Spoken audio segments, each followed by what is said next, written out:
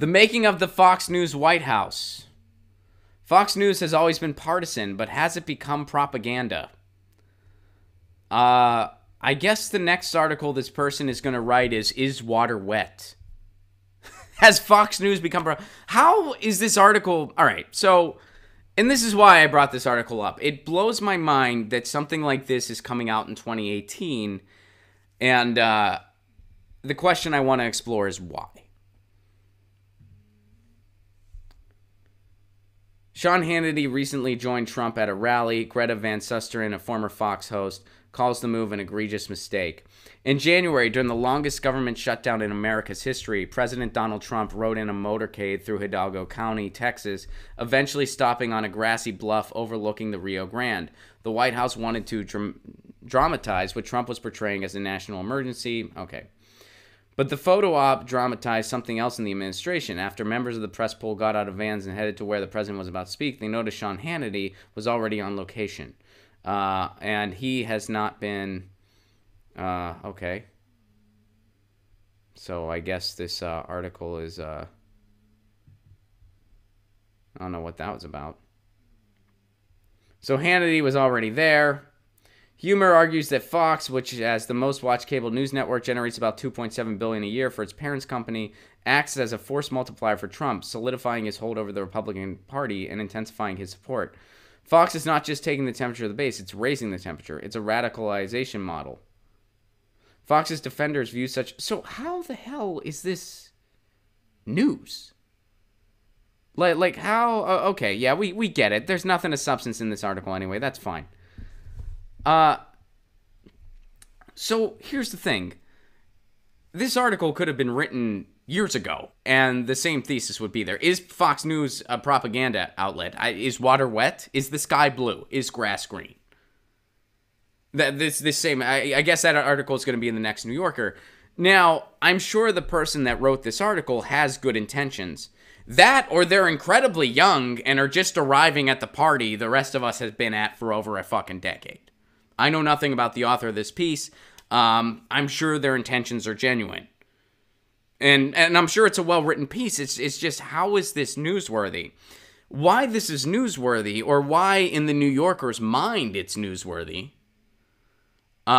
is because people still... Fox News is still viewed as a valid media outlet. They're still given credence when it comes to debate. They're still given press passes and so forth. The reason this is the case is because Fox News sets an incredibly low bar for what news and media is, and the rest of the corporate media meets that low bar. A Fox News viewer could say, hey, yeah, it's totally right-wing talking. It's you know, pro-Trump, right-wing talking points all the time. It's catnip for people that are pro-Trump. Just like it was catnip for people that are against Obama when Obama was president. Rachel Maddow's just making catnip for people who don't like Trump. They'd be right. That's actually true. So what happens is Fox News sets this bar on the ground. MSNBC says, let's meet that bar. CNN says, let's meet that bar. And why does that happen? Because we don't have an actual news structure.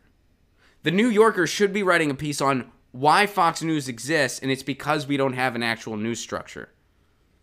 Fox News didn't just start becoming horrible. They've always been horrible. They've always been a propaganda outlet. During the Bush years, the Bush administration would fax them their talking points. They'd fax them talking points. And of course it was fax, not email, because this is the Bush administration we're talking about. So what's newsworthy isn't, oh, is Fox News becoming... No, Fox News has been propaganda. What's newsworthy is Fox News can exist and be taken seriously in a country that has no media structure, which is the United States. So, I'm sure this piece was written with well intentions. And they're right. Fox News is... Of course Fox News is a propaganda outlet.